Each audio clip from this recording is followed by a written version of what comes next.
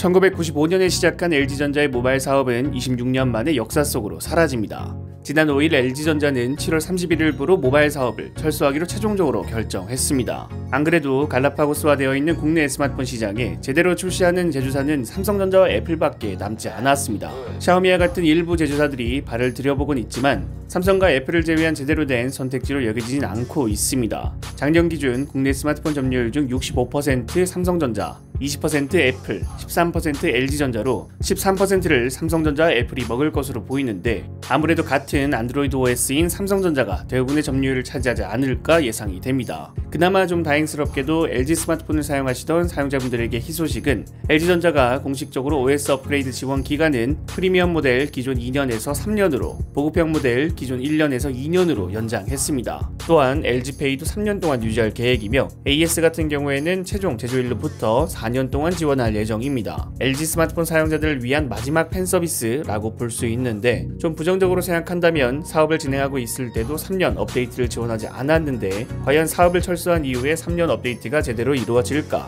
돈이 되지 않는 사업이기 때문에 원활한 업데이트는 힘들지 않을까 하는 생각도 듭니다. LG전자가 스마트폰 사업을 철수하면서 궁금해지는 것은 CES 2021에서 발표된 롤러벨 스마트폰의 상황입니다. 개발 중이던 롤러벨 스마트폰은 어땠는가? 롤러벨 스마트폰이 결국 출시되지 않았고 CES 2021에서 시연 영상이라고 하기에도 좀 그런 잠깐 컨셉 영상이 나온 게 달아서 어떤 스마트폰이었는지 궁금했습니다. 그 궁금증을 조금이나마 해소할 수 있는 사진이 공개되었습니다. LG전자가 스마트폰 사업 철수를 공식 발표한 지난 5일 LG의 롤러벨 스마트폰은 국립전파연구원의 전파 인증을 획득했습니다. 전파 인증이 되었다는 것은 LG가 롤러벨 스마트폰의 출시는 시도했던 것이 아닌가 생각됩니다. 전파 인증을 통해서 롤러벨 스마트폰의 실물을 확인할 수 있습니다. 아쉽게도 자세하게 살펴볼 수는 없고 전면 디자인만 확인이 가능합니다. 좌측 상단에 있는 게 전면 카메라처럼 보이고요. 희미하게 수화브 스피커 같은 그릴이 보입니다. 좌우 측면에는 곡률이 들어가 있습니다. 그리고 디스플레이에 반사되는 빛이 약간 우는 걸 보면 디스플레이 커버 소재는 필름 소재로 보입니다. 다른 건 몰라도 롤러벨 스마트폰은 좀 아쉽게 느껴지네요.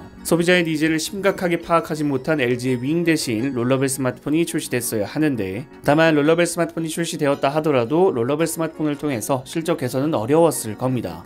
또한 LG의 롤러벨 스마트폰은 LG 디스플레이의 플렉서블 OLED가 아니라 중국 BOE의 플렉서블 OLED였기 때문에 기술적인 우위를 통한 마케팅 효과도 노리기 힘들었을 겁니다. 더군다나 오포에서 먼저 롤러벨 스마트폰의 시제품을 공개해버려서 이렇다 할 관심도 이끌어내지 못하고 있는 상황이었습니다. 안드로이드 어토리티의 보도에 따르면 LG의 대변인은 인터넷에 공개된 이미지가 진품인지는 모르겠지만 그 어떠한 제품도 더 이상 개발이 진행되지 않을 것이다 언급했다 합니다.